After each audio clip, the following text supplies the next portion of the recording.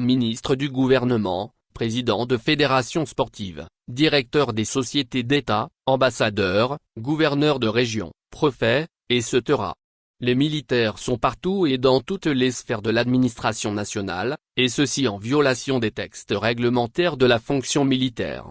La neutralité, l'armée togolaise ne connaît pas, elle est la pierre angulaire du système corrompu et criminel à la tête du Togo. Première et unique institution à quitter la conférence nationale souveraineté, l'armée togolaise s'est positionnée par sa dominante tribale comme un adversaire voire un ennemi du peuple togolais.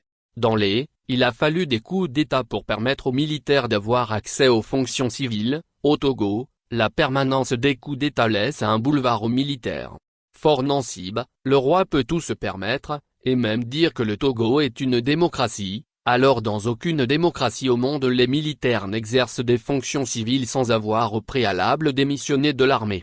Fort a tellement piétiné et violé nos lois que les Togolais ne savent plus ce qui est légal et légitime. Ceux qui nous disent qu'il ne faut pas confondre l'armée avec quelques éléments acquis à la dictature n'ont rien compris de la complexité du problème togolais.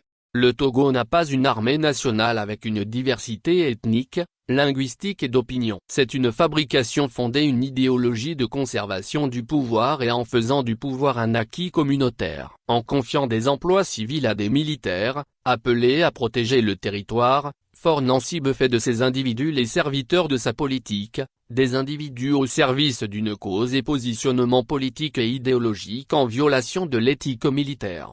L'armée n'a pas à se mêler de la politique. François-Xavier Assobavi. Actualité featurée d'Opinion Pays Politique Togo.